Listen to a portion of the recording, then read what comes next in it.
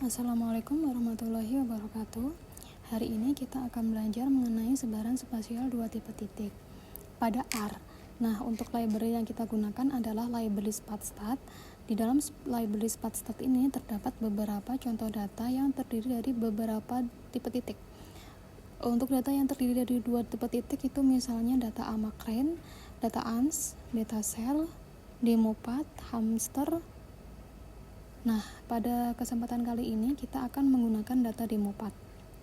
Pertama, kita panggil dulu library SPATSTAT-nya, lalu kita panggil datanya. Nah, berikut adalah deskripsi data dari demopath. Itu terdiri dari 112 poin yang tersebar dalam level A dan level B. Nah, untuk plot demopath-nya dapat kita lihat seperti ini.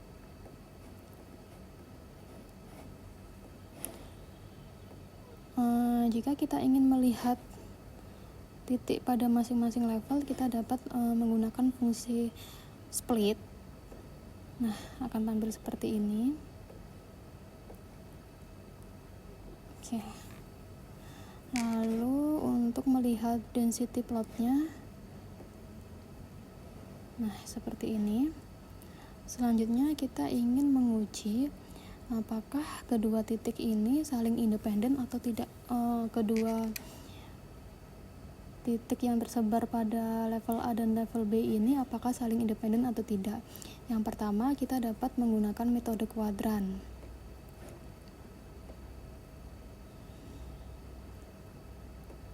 Pertama, kita hitung dulu kuadrannya. Nah, akan diperoleh gambar seperti ini. Lalu langkah selanjutnya kita harus menghitung sel. Yang pertama, sel di mana terdapat nilai pada A dan B, lalu sel di mana terdapat nilai A saja atau B saja, lalu untuk sel yang tidak ada keduanya. Nah, dari matriks itu nanti kita akan gunakan untuk menghitung chi-square. Nah, ini udah saya buat chi-square matriksnya.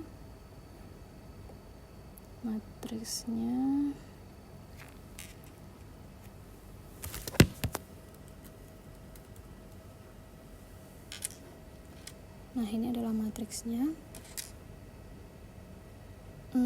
Lalu jika kita ingin menggunakan perhitungan manual, itu kita hitung dulu chi-square hitungnya berapa, kita bandingkan dengan chi-square tabelnya. Nanti kalau chi-square hitungnya lebih besar dari chi-square tabel, maka itu artinya akan tolak H0. Nah, di sini kita lihat untuk chi-square hitungnya.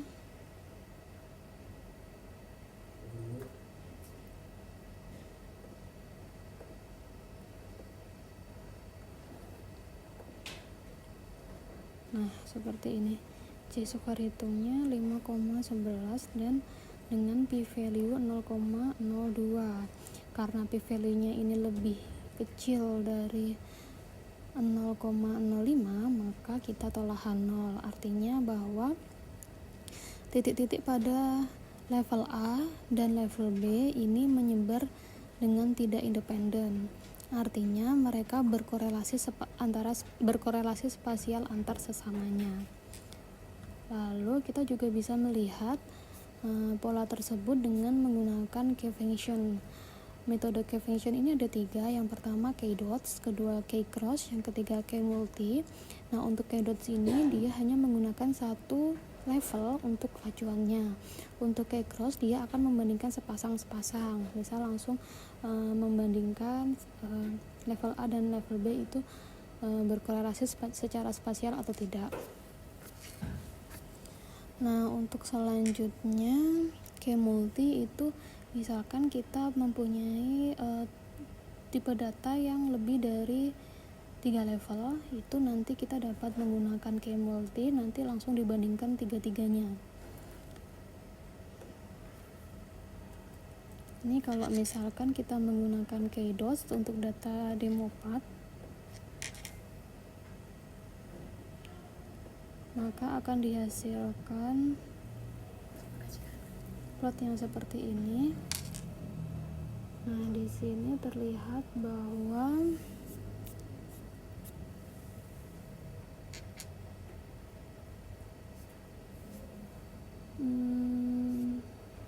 ini ada garis yang tidak berhimpit, cenderung tidak berhimpit dengan garis teoritisnya, maka dikatakan bahwa mereka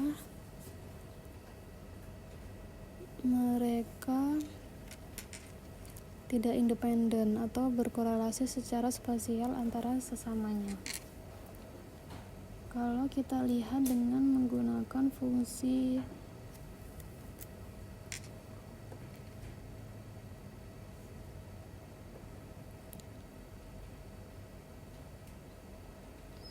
K-cross, maka akan didapatkan seperti ini. Nah, ini sama, cenderung tidak berhimpit. Cenderung tidak berhimpit artinya tidak berkorelasi secara spasial. Untuk menggunakan K-multi seperti berikut.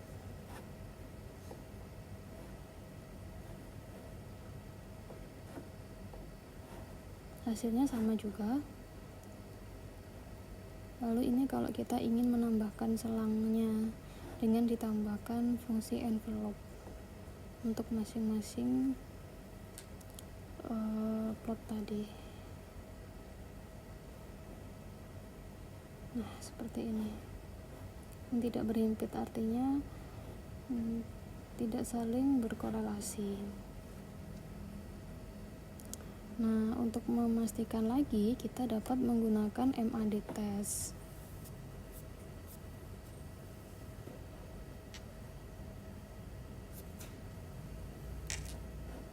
Dengan fungsi sebagai berikut sintaksnya.